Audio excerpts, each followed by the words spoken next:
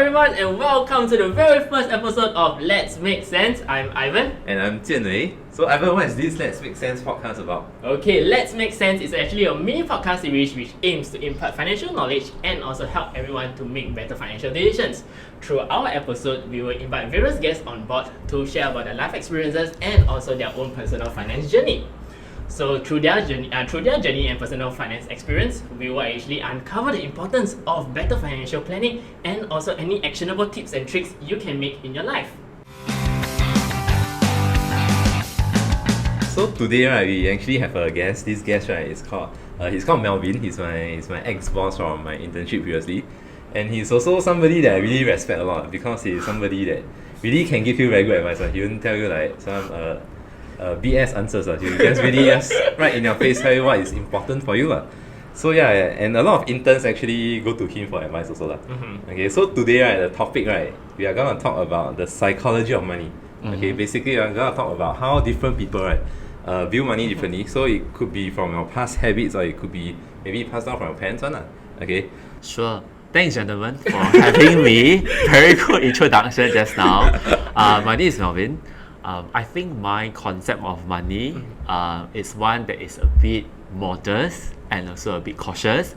So let me start with a personal story. I think that's very easier for everyone to relate, right? I come from a family of 5, so my parents and 3 children. I'm the oldest in my family. Especially my mom, I think she has a very big influence on me growing up. My mom didn't come from a very well-to-do family. So just as context, there were 6 children in the family. She was number 3.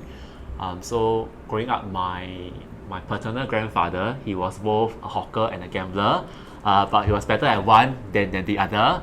So when he was a gambler, he didn't make a lot of money, obviously. So because of that, my first auntie and my first uncle had to go out to work at a very young age. So my mom was number 3, right? So I think when things weren't very rosy, she also decided that when she was 14, she wanted to quit school to help supplement the family. So fast forward to today, every time you talk about education, you talk about opportunity, you can see that there's always a tinge of regret in my mom's eyes. She always thought that she could have progressed a bit better and further if she had studied a bit longer, right? And she came from a pretty good school actually, so it has been a waste. So because of that, growing up, my mom has always advocated for us to be very prudent, to only spend on things that really matter, right? Yeah. So I think with this kind of education and drilling in me, I wouldn't say I am extremely prudent, but I would say I am fairly careful in my expenses, right? So the summary of my financial philosophy, to this day of my life, it's always to 三思而后行. So in a way, to consider as many factors as I can before I make a purchase. Yeah. Okay, that's good to know. So you mentioned that between you had with you have 2 more siblings. Yeah. So do you see actually a difference between how you view money and also how they view money? Oh yes. So the 3 of us are very different. So again, for context, my family is extremely close, right? So I have two younger sisters. I think my younger sister, she's a bit more free-spirited, right? Okay, disclaimers on video. I think we all can have different philosophy of life, yeah? So I'm not saying mine is better than the other. It's just with different approaches, right? So my younger sister, as I was saying, because she's more free-spirited, she's more carefree, she lives in the moment. So I wouldn't say she's less prudent on that front, but I think her approach to finance, that if it gives her joy at that point in time, she will not compromise on that. So I think sometimes that's very admirable for me to see also, because I am then perceived to be very giamsia, right? Compared to her who wants to be a bit more generous for herself, by herself, right? So that's also a philosophy. I think my youngest sister is probably the one who's a bit more savvy, right? More woke, in that sense. She's 95, so she's 26 this year. But she dabbled in a bit of things here and there. So I would say she started early on this journey. For example, She looks through CPF contribution statement quite vigorously. She thinks about this kind of decision. She also does a bit of investing as well. So I think she is a bit more alert on that front, right? So I think she's a balance of both worlds where she doesn't mind spending, but she are also looking at the way to cultivating her next pot of gold.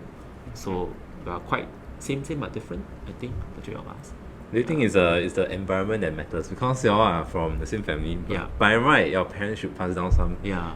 habits to you all, right? But is it because she's more exposed to, maybe she's younger, more exposed to maybe the internet and all these, right? Then she gets this kind of exposure. Well, I'm not that old. I think that's one. I would say personality plays a part.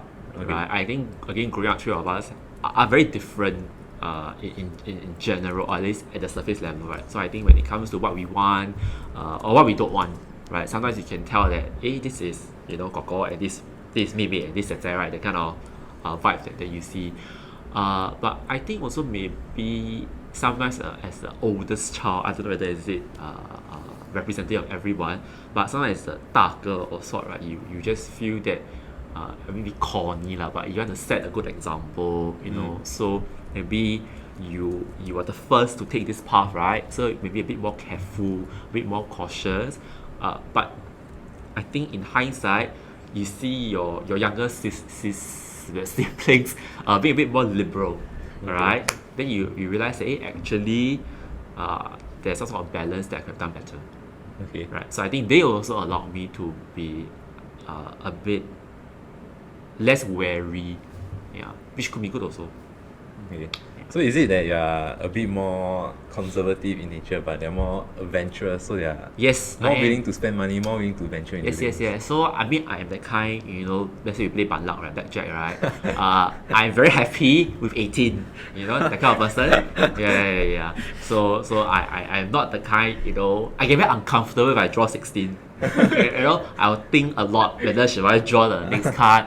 I'll look at the dealer, whether it's lucky or not lucky. To people around me, how many players, I think of probability. Then actually, you think about it in the big picture, you're only playing for $2, right? So a bit humsy on that front to describe me. Okay. Does it affect you in any ways, like how you spend money? Is it cause you to be more prudent?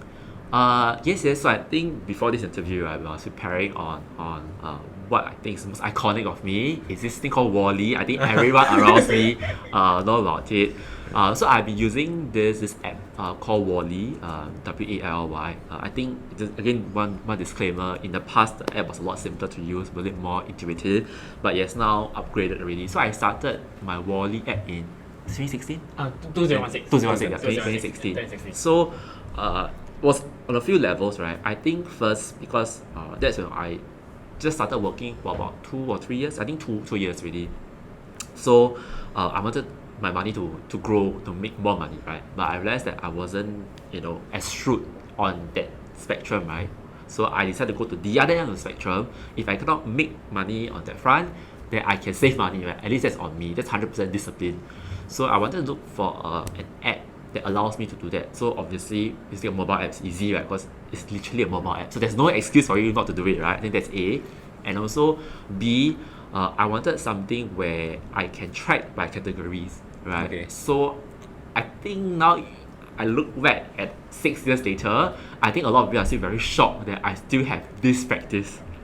So when I say I track every single thing. If I buy a cup of coffee, let's say for $1.20, I'll put it down. If I buy an air ticket for a few $100s, I also put it down. So what I do is that every time I make an expense, I will track using the app called Wally. And what I do is that every month I do a refresher, right? So I see the breakdown by category. Then at the end of the year, 31st December 31st December of the end of that particular year, I'll look back at my yearly expenses, then again I chart it by category. Because you do a bit of nerd out of the analysis, right? Year on year, then you see that, how have you been spending across years, right? I think that's one. Whether at categories also, right? Then you realize, actually, you a bit frivolous, you could spend less on certain things. So for example, shopping, right? Again, I'm sounding a bit corny, but I buy only things that I really need now. So I trim out a lot of unnecessary expenses. on that front. But of course, I think the next question you they ask me is, as a result of that, then do you feel that you are extremely conscious of your spending, right? Okay, I must say yes. Okay, especially at the end of the month, right? So for example, let's say your expense on the 30th of that month or 20th of that month is, let's say, 1995 already, right? So the last 2 days you want to keep it under $2,000, right? So you are very prudent with the $4.99 that you can spend. Yeah, so every single detail will count on that front. But I won't say I am super obsessed with the app, but I think really on an honest note, it's very important for all of us to track your expenses, right? Especially if you are planning on bigger life goals and you feel that maybe, I don't know, your investment strategy is to be nascent, you're still exploring. So I honestly advocate for saving, at least my own philosophy, because it's 100% on you. It's really self-discipline only. Yeah. Actually, he inspired a lot of interns, right, to actually download Wally, right, and then do their own tracking also, right? Yeah. Did he inspire you to do it? I mean, okay, it's very easy to start, but it's very hard to follow through for the thing. I know. A lot of my friends, right, they start, right, actually after a while they drop off already. Yeah. So actually what kept you going, like you can track for what, 5 years straight, right? That's right. Every single cent, every single dollar. I think, okay, so there are a few fronts, right? So I think in Mandarin, it's called 积少成多, right? So you think a lot of people just feel, it's small, it doesn't matter, right? So for me, I'm not tracking all these, eventually to wait again, for lack of a better word, to 给稿 people on expenses, right? But it's really an accurate reflection, right, on how much am I spending. So I think I really want to have a full picture of what I'm spending on every month, right? My day-to-day expenses. I think that's one. I think the second one that I mentioned earlier on, because after you start working, right, money is so hard earned, right? Yeah, so obviously you want, to make the best or make the most of your money. So there are a lot of financial instruments that you can grow your wealth, right? So I think that's one part. So the other part is then savings, right? So I feel that, my strength is there, that I should explore that part fully, which I think I've done it. So it's something that I preach to people around me that, it's really the simplest thing to do. Yeah. Actually, for me, I just spend all of my credit cards. So I just check everything on my credit card. Because there's transaction. Which is the easier way if you ask me, for lazy people. Yeah, so the point is, I think you can be very intelligent with your finances, right? But the summary here is that there must be sort of trackability to keep you in balance. So don't be lazy. Okay. Yeah. Do you track, Ivan? Do you track your expenses? I do, but then I think like what you mentioned, I think a lot of people will be like, okay, I track for like 3 months, then I'll maybe stop for 1 month, then like re-track again. Okay. Like I don't have like a consistency. Okay, so after this, you must. I need to follow. Yeah. Send to him every month. Say your expenses. I'll review your balance sheet for you. Yeah, I think from the Wally topic, right? You mentioned that like you have a financial goal that you from savings that you want to reach to another stage of financial goal, right? Yeah. So what's like your financial goal that you have, like be it whether long term, mid term, or like when you started Wally, what do you have? What do you have in mind? So again, I know it sounds very strange to say in this interview. I think everyone loves money, right? So I think it is very, very, very important, right? So the vague goal is to have some money, right? But how much money, I think it depends on your appetite, and your life in general, right? So I think that's one, right? To have a security pot, I think that's one. I think second one, for me, is to own a house, right? I think that's probably a very common goal amongst everyone, right? So that is not a very cheap way to arrive at that destination, right? So obviously need to think of ways to grow my pot of money to buy a house. I think thirdly, also I then realized that in the course of life, should you want to change any decision, say you want to do your own business, right? Or someone in your family falls sick, or you just want to repurpose your money in a different way, then you need to have a base to start with, right? So I think that's me, right? Long and short of the story is to get some sort of financial liberty. Yeah. So I am a bit more diligent in the kind of reading now. Yeah, and I think it's important to start young, really. Although I'm also very young, I just want to say that it gives you an advantage with age. Okay. Do you see the advantage through your younger sisters, like what you say, she read up more when she was younger? And I think also with age, right? Okay, again, actually, take away age. I take that statement back. But you should, I think maybe you're slightly younger, you're more courageous, right? So with that kind of attitude to explore, you know, it gives you more opportunity to try things that you otherwise wouldn't have done. You see, I mean, as you progress with time and age, right? As you get more financial liability, you know, then you are a bit more constrained. Then you couldn't have done something else. Opportunity cost that's tagged to it.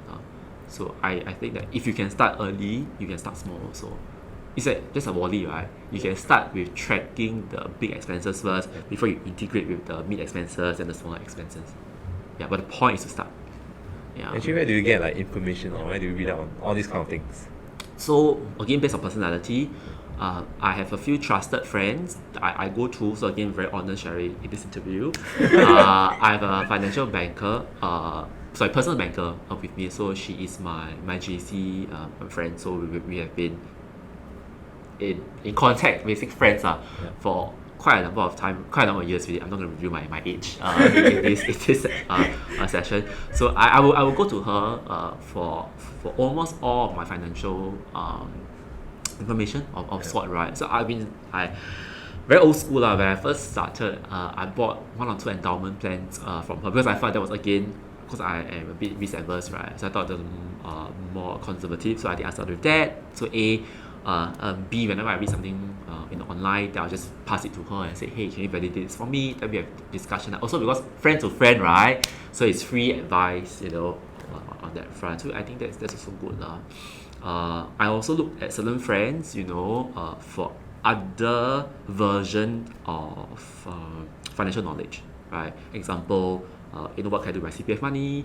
I look at some friends to look at funds as well. Third one would be better savings plan, how to use your credit cards better and things like that. So you speak to a close-knit group of friends who you can trust for adulting tips. I think that's super important. Yeah. Okay. And also because it's my own money, right? I'm not shameless to ask for tips. Yeah. So that's tip number 2. Must put that in the video.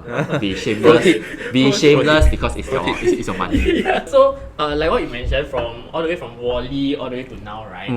You have a certain financial goals or financial planning that you want to have lah. Maybe like getting a house, be free of like the financial liabilities and all. Yeah.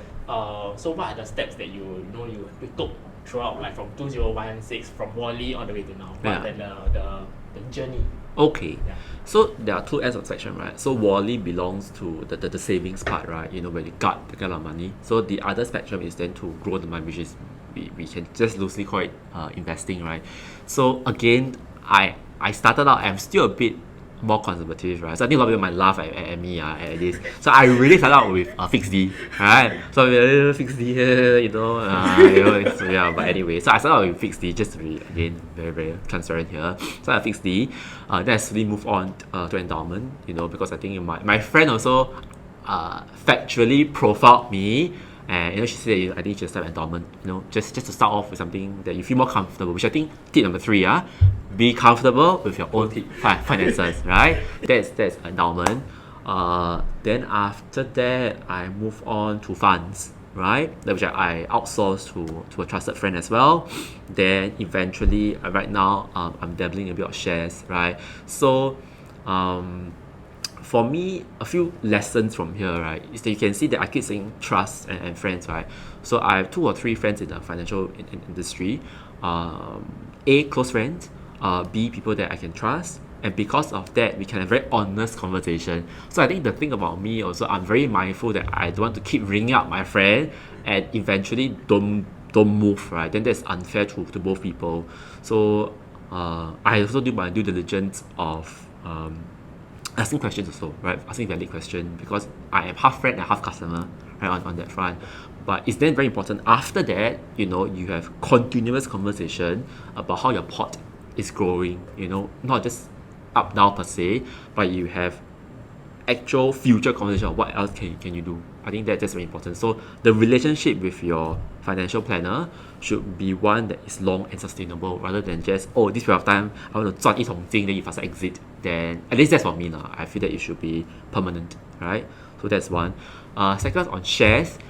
So I think that is something that maybe not so much for this conversation, but it terrifies me of the market changes, right? Of course, I know funds, everything else also, but I think maybe the shares you do yourself one, right? So you feel that your pulse rate will really increase and decrease with the changes. Yeah. So I think that's that. But I think I feel most grounded, right, when I get professional opinion from people that I trust. So this again my own philosophy lah. Okay. Do you think that from your perspective, right? Yeah. You're a more conservative person in nature. Does it come from your habits, or does it come from how you view investments in general? Right. So I think because my approach is just way more cautious, right. I think that most. I think again a function of a few factors, right? Money is very hard earned. Right, so you want to make sure that every outflow is in a way justified. Okay, so the journey from fixed D to endowment to funds and to maybe you just started stocks itself, right? Yeah. Throughout this journey, how long do you take, and like what, as in like, cause you said that you were a very conservative person. Yeah. That you just wanted to fix D or endowment. Right. Then what's the factor that made you have that transition of like opening up slowly and then viewing more things? Right, so I think I started my of course 6D was you do your own own time one, right? So the first financial instrument I got it done through someone else, who's my friend, right, I mentioned earlier on. It was 2015, I believe. That was when I really just started working, right?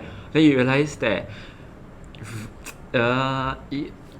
you want more, it's probably a bit difficult to just depend on one solo revenue stream or rather income stream for yourself, right? So how can you make your money go better? So I rang my friend up.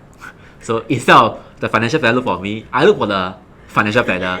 I said, I want to buy something from you. I don't know what, right? But let's have a conversation. You profile me and you let me know what is the best for me at this point in time. So I think must take a lot of initiative on that, right? So my journey started in 2015, right? Ivan, on that front. And I'm that kind also, like what I mentioned earlier, I maybe a bit more proactive, right? I might be conservative, but I'm proactive. So to balance that, I will always speak to my friends, what's next for me. And also, as your risk appetite start to shape differently across the years as you grow, you read more, you hear more, and things really change a lot, right? So you cannot always dwell in your fixed mentality, saying that, how I was in 2014 or way before is equal to how you'll be in 2064. It just, the progress must come. So for me, I think that's that. So curiosity, again, PROTIP X is curiosity. But do you think that you're conservative because you don't have the adequate knowledge, or is it because you are just loss aversion, you don't like losing money? I think both, right? So yes, a bit risk adverse. That's why ban luck, take 16, then feel very, very uncomfortable. The second one, so yes, I read, right? So when I read, sometimes having come from a business background, right? Admittedly, I need to say that, very ashamed. When I read some of the terms, some of the jargon, they're very familiar, right, from back in school. But now you kind of forgot what do these terms they mean, right? So it get very frustrating, to read an article, but you don't understand 30% of the content. Yes, of course, I can Google each individual terms and benchmark, but it's just a lot of effort on that. So I rather than look to a friend, to go through what I don't know. But again, I must do a bit of homework myself first. Yeah. Actually, our era didn't really go through like a very big major financial crisis. So I would say people around our age, right, are generally more adventurous. Actually, I don't know, what do you think about that? I think it's true. I think how you view the world, right, or how you view the market is how you view whatever I would say adventurous whatever appetite you have. I think people who have never experienced any loss would have like all out on like, this is what I can afford, right? Like people who have like maybe be on the poorer side, be on the bankrupt side, and would have like be a bit more risk adverse in that sense. I think it's the financial crisis, right? Previously 2008 on this. Yeah, correct. So there's a period where our parents' generation, usually they are the ones affected. They are the ones that are invested in market, like, not us yet. So I will feel that generally, right, younger people are more adventurous. So what do you think about it? Is it like your sister, that's why she's more adventurous? So she never experienced any big crashes? I mean, touch wood, you know, I think coming from again, okay, I don't say, but you know, from a moderately stable family, I think we're quite blessed lah, right, on that. But I think specifically for this generation of ours, right, the beauty of this generation, they give a lot more opportunities. I think we just have to be mindful of that. Right? Opportunities are aplenty. In this day and age, the question now then is how you want to make use of these opportunities. So for example, all of us here are on social media. We are all on social media, right? The question is, some people do it for pleasure, right? Some people do it for leisure, but some people use it to make money. But we are all on the same platform. So how can we take something that's a bit old and dated, but make it fashionable through social media? So I think we have access to such opportunities in this generation. So I always find it very encouraging to see young people, especially my interns, to give something that has been done for many years a breath of fresh air and a new lease of life. So I think, I wouldn't say necessarily that the younger generation is probably more courageous, a bit more bold, or they are more sheltered. And I think yes, on some fronts it could be true, but different people have different stories, right? But I think what I can say for sure is that we in this generation really do have a lot more access to a lot more opportunities, right? It's how you want to milk it. Yeah. Again, PROTIP, don't waste your life. Don't waste your life.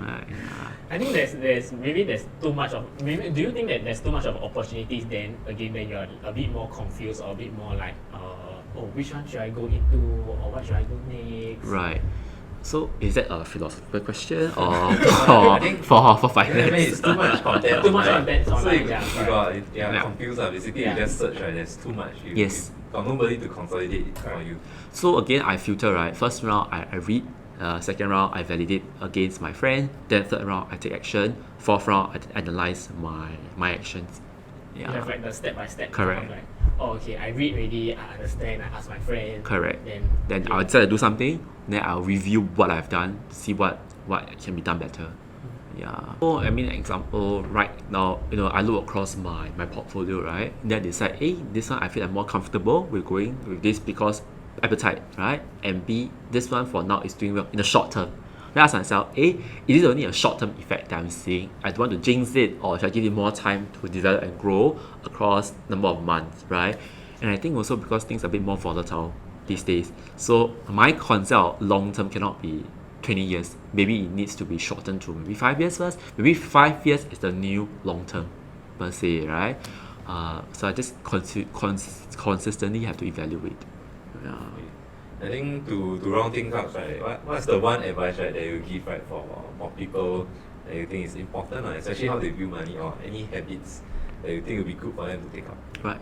So my departing advice is that you are truly your own investment. I truly believe in that. So I'm not just saying about monetary sense, right? Because you are the reflection of yourself. So how much you decide to invest in yourself, be it knowledge, in your own health, in your own wealth, eventually you are the person who will take away the most out of it. Right? So I think you should focus on yourself, by yourself. There's no pressure. Yeah. So you are your own investment. Okay. You are your own investment. Yeah. Well, I think Melvin have given us a lot of pro tips. I think I took away quite a few things from this sharing. So I think the most important one, right, is really to track the small things. Because I think the small things really build up, especially your body, right? So it can be like small things, right? If you don't track, right, you actually end up spending way more money, right, than you really expected, right, out of your budget. Yeah. So Ivan, anything for you? I do agree. I think the small things is the one that like 积少成多 Yeah. You will start to build up a lot more. I think what I got from Melvin is a lot more on like being proactive, and then you need to really take the action. I think because you're your own investment, right? Or you're your own investor. So I think it's really be very, very proactive and initiative. So just go and ask people, don't be shy, because that's your own money. Yeah. Okay? You have to do it, and you have to like nobody's gonna ask you and say like, hey, Melvin, it's time or anything. So it's your own initiative. I think also to be outside of your comfort zone, because investments really not your thing, right? Until you decide one day you wake up and then you. Yesterday I woke up and suddenly I need to do something. So I think you really need to step out of your comfort zone, because a lot of people they still like to delay and then just push it back and kind of thing. So I think taking the first step is the hardest. Like what Melvin said, you start early, you have the advantage. Yeah. One last point is that a lot of people fall into the fallacy of thinking.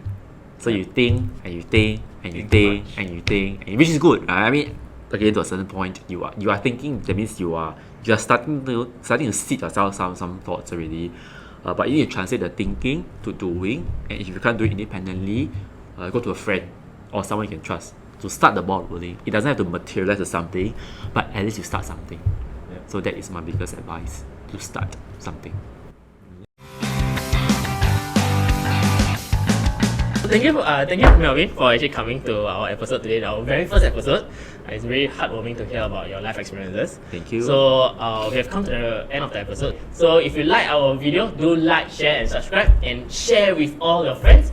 And we will see you soon. Bye.